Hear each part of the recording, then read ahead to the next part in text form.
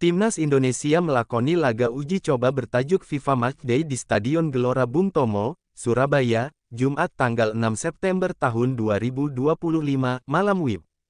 Dalam agenda kali ini Indonesia menjajal kekuatan dari Taiwan setelah laga kontra Kuwait dibatalkan. Menghadapi tim peringkat ke-172 FIFA itu, Indonesia berhasil menggunduli lawannya dengan skor telak 6-0. Pesta gol skuad Garuda sudah dimulai saat laga baru berjalan 4 menit. Jordi Amat sukses membuka keunggulan tim berkat tandukan kepalanya menyongsong umpan dari Beckham Putra. Pasukan Patrick Kluivert lantas menggandakan keunggulan menjadi 2-0 lewat gol bunuh diri dari pemain lawan Ming Siu Chow di menit ke-23. Adapun paruh pertama berakhir dengan keunggulan 4 gol tanpa balas bagi Indonesia setelah Mark Klok dan Eliano Reijenders mencetak gol di menit ke-33 dan 38. Permainan menyerang yang diperagakan oleh tim Merah Putih terus berlanjut di babak kedua. 2 gol tambahan berhasil dijaringkan Indonesia ke gawang tim yang juga disebut China Taipei tersebut.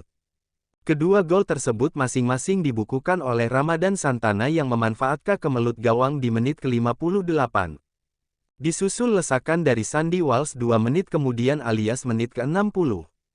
Pada laga FIFA Matchday kali ini pula, Timnas Indonesia juga memperkenalkan 2 pemain naturalisasi barunya, yakni Mauro Zelstra dan Miliano Jonathans. Adapun waktu tersisa pertandingan serangan yang dibangun Indonesia tidak membuahkan gol lagi, hingga bubaran keunggulan setengah lusin gol atas Taiwan tetap terjaga bagi Indonesia. Kemenangan sangat telak Timnas Indonesia itu tidak hanya disorot oleh media lokal, tetapi media luar. Media Vietnam, Soha, turut meng-highlight kemenangan besar yang diraih oleh Rizky Ridho DKK. Soha menyebut kesuksesan Indonesia di Stadion Gelora Bung Tomo adalah kemenangan meyakinkan bagi tim dari kepulauan tersebut meskipun tidak memiliki skuad terkuat. Itu karena beberapa pemain naturalisasi masih bermain di Eropa. Selain itu, Soha juga menyoroti kemenangan telak ini juga membantu Indonesia menunjukkan kekuatan mereka atas lawan-lawan di Asia Tenggara. Bisa dibilang Timnas Indonesia pamer kekuatan ke seluruh negara di ASEAN.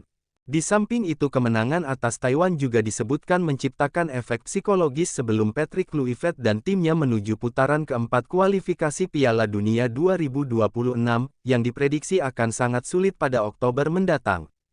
Sebelum melakoni putaran keempat kualifikasi Piala Dunia 2026, Timnas Indonesia akan menghadapi Lebanon pada Senin, tanggal 8 September tahun 2025 pukul 20.30 waktu Indonesia Barat.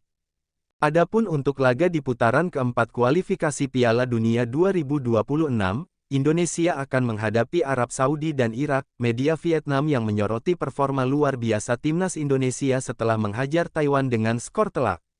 Bahkan, mereka menyebut Garuda kini sebagai tim ASEAN terkuat. Wah, makin penasaran kan?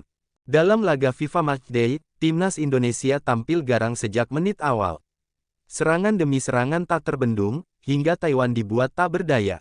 Skor telak pun menjadi bukti nyata kekuatan pasukan Garuda. Tak hanya publik tanah air yang bangga, media Vietnam juga memberikan sorotan besar. Mereka menulis bahwa kemenangan telak atas Taiwan adalah bukti Indonesia kini sudah selangkah lebih maju dari rival-rival ASEAN. Julukan tim ASEAN terkuat. Gambar perbandingan negara-negara ASEAN, dengan Indonesia di posisi teratas. Media Vietnam bahkan berani menyebut, Indonesia adalah tim ASEAN terkuat saat ini. Dengan pemain muda berbakat seperti Marcelino Ferdinand, hingga tembok kokoh Rizky Ridho, Garuda diyakini akan jadi ancaman serius di Asia. Kemenangan telak ini tentu jadi modal penting bagi Timnas Indonesia untuk menghadapi laga-laga berikutnya.